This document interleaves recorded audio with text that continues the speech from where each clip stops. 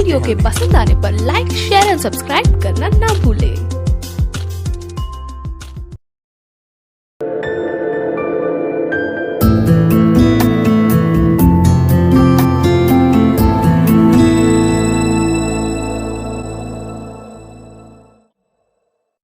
आज हम बात करने वाले हैं सीबीसी की रिपोर्ट्स के बारे में। सीबीसी रिपोर्ट्स आपको क्यों करानी है, सीबीसी रिपोर्ट्स में आपको ऐसा क्या देखना रहता है, ऐसे डॉक्टर्स को क्या देखना रहता है सीबीसी रिपोर्ट्स में जो हर डॉक्टर सीबीसी रिपोर्ट्स को रिकमेंड करता है। सबसे पहले बात करते हैं ये सीबीसी है क्या, इसका फुल फॉर्म क्या है। देखिए सीबीसी का फुल फॉर्म होता है complete blood count, complete blood count. अब हम बात करते हैं इसमें क्या क्या देखना है। इसके अंदर 5 पैरामीटर्स ऐसे होते हैं जो आपको देखना रहता है। Number 1 haemoglobin, number 2 RBCs, number 3 haematocrits, number 4 platelets और नंबर 5 टीएलसी और नंबर 6 लिम्फोसिट्स, ठीक है, डीएलसी। हमें सबसे पहले इसमें ये देखना है कि सीबीसी कराएंगे क्यों। जब भी आपको वायरल इन्फेक्शन या कोई भी इन्फेक्शन बॉडी में आता है, एक्यूट इन्फेक्शन, क्रोनिक इन्फेक्शन, कैसा भी इन्फेक्शन बॉडी में आएगा तो आपको सीबीसी रिपोर्ट रिकमेंड करते हैं डॉक्टर्स। बात करते हैं इसके नॉर्मल पैरामीटर्स की।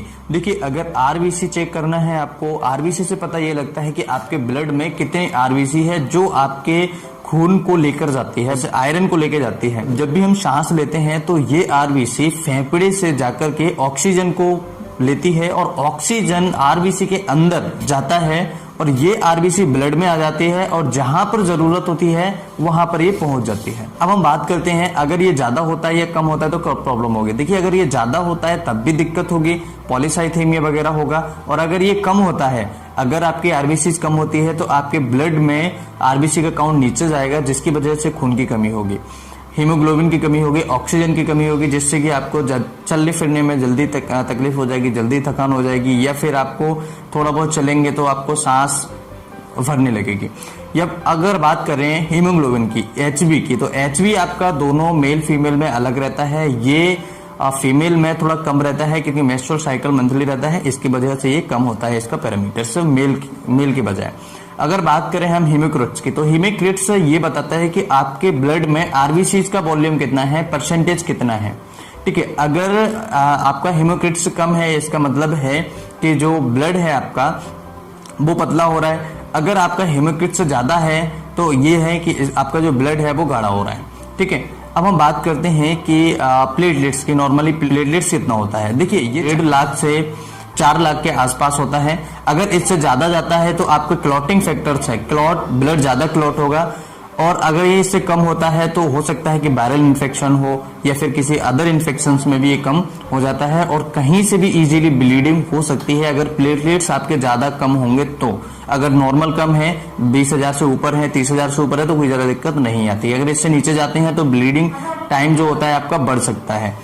सबसे पहले बात करें कि प्लेटलेट्स करता क्या है। प्लेटलेट्स का काम ये होता है कि आपके ब्लड, जो आपके अंदर ब्लड है, जो आपके पाइप के अंदर जो ब्लड है बॉडी में, वो उस ब्लड को रोकता है। जैसे अगर आपको कहीं चोट लगा तो ब्लड को क्लॉट कौन करेगा, प्लेटलेट्स करेगा। प्लेटलेट्स वहां पर आएगा और ब्लड को क्लॉट करेगा जिससे कि खून बहना बंद हो जाएगा। ये होता है प्लेटलेट्स का काम, ठीक है। अगर हम बात करें टीएलसी यानी व्हाइट ब्लड सेल्स यानी कि डब्ल्यूबीसी का जो नॉर्मल वैल्यू होता है वो 4,000 से 11,000 होता है। अगर इससे ज्यादा जाता है तो आपको इन्फेक्शन होगा। इन्फेक्शन जैसे कि एक्यूट इन्फेक्शन या आंतों में कोई इन्फेक्शन होगा या फिर कोई मलेरिया में भी बढ़ जाता है कभी कभी, ठीक है। या टाइफॉइड है, टाइफॉइड में हमेशा जो डब्ल्यूबीसी होता है वो कम हो जाता है, ठीक है। वायरल इन्फेक्शन में भी कम हो जाता है टाइफॉइड, ऐसी हिस्ट्री थोड़ी सी मिलती है। लेकिन आपको कोई डिसीज आपको कंफर्म नहीं करनी है सीबीसी रिपोर्ट देखने के बाद कि नहीं आपको यही बीमारी है। पेशेंट के जो क्लिनिकल सिम्टम्स हैं, जो क्लिनिकल सिग्निफिकेंस है, वो आपको देखना है, एवोल्यूशन से देखनी है कि कितना कोरिलेट हो रहा है रिपोर्ट के द्वारा। हो सकता है रिपोर्ट गलत हो सकता है लैब की जो रिपोर्ट्स उसने बनाई है वो भी गलत हो सकती है, ठीक है। तो ये थोड़े पैरामीटर्स हैं वो आपको चेक करने रहते हैं। अगर हम बात करें मोनोसिट्स की, तो मोनोसिट्स और बेसोफिल्स वो रेयरली बढ़ते हैं। ये 5 से नीचे इनकी वैल्यू रहती है तो ये रेयरली बढ़ते हैं। बेसोफिल्स 1-2 होती है बॉडी में, अगर नहीं भी हो तो भी कोई ज्यादा प्रॉब्लम वाली बात नहीं होती। अगर हम बात करें ईशोनोफिल्स की। तो ईशोनोफिल्स आपको मार्क करता है कि आपको बॉडी में एलर्जिक इन्फेक्शन है, जैसे कि हो सकता है कोई मेडिसिन आपको एलर्जी हो, किसी मेडिसिन से एलर्जी हो रही हो, या हो सकता है आपको डस्ट पॉलन वगैरह से एलर्जी हो, तो ईशोनोफिल आपकी बढ़ेगी। अगर ईशोनोफिल कम होती है तब भी आपको कोई एक्यूट इन्फेक्शन या इम्यूनिटी से रिलेटेड कोई इन्फेक्शन हो सकता है। न्यूट्रोफिल्स की अगर बात करें तो न्यूट्रोफिल्स आपकी बॉडी में एक ऐसा काम करती है, जैसे ही कोई इन्फेक्शन जाएगा तो वहां पर सबसे पहले न्यूट्रोफिल्स जाएगी, उसके बाद में फिर मोनोसाइट्स वगैरह ये अदर जाएंगे। तो न्यूट्रोफिल्स अगर बड़ी है किसी पेशेंट की तो हो सकता है कि उसको वायरल इन्फेक्शन हो, या हो सकता है उसको कोई एक्यूट इन्फेक्शन हो बॉडी में, या फिर हो सकता है कि कोई ऐसा इन्फेक्शन है जैसे ऑटो इम्यून कैंसर है या ऐसी कोई बीमारी हो। अगर ये कम है तब भी इसी तरह की कोई ना कोई बीमारी पेशेंट को हो सकती है, ऑटो इम्यून डिसीज हो सकती है। अगर हम बात करें WBCs जैसे अगर पेशेंट की कम हो जाती है जैसे तो उसको पेशेंट को कैंसर या इस तरह की बीमारी में भी इस तरह की परेशानियां आ जाती हैं। तो फ्रेंड्स आज हमने जाना CBC के बारे में। CBC का फुल जो रिव्यू है ये यही है, और इसके अलावा भी ESR देखते हैं। ESR एक्चुअली इन्फ्लेमेशन का थोड़ा सा रहता है कि इन्फ्लेमेशन पेशेंट बॉडी में है पेशेंट के में या नहीं है। इन्फ्लेमेशन इसके लिए CRP भी कराते हैं पेशेंट के लिए, लेकिन CRP थोड़ा कॉस्टली होता है, पेशेंट नहीं अफोर्ड करता है, इसलिए CRP को थोड़ा नहीं करवाना चाहिए। करवाना चाहिए अगर पेशेंट को कंफर्म करना है, हमें थोड़ी सी और आगे बढ़ना है फर्दर, तो CRP हम करा सकते हैं। आप घर पर भी करा सकते हैं, CRP लैब वाले के पास जाइए और CRP करा सकते हैं।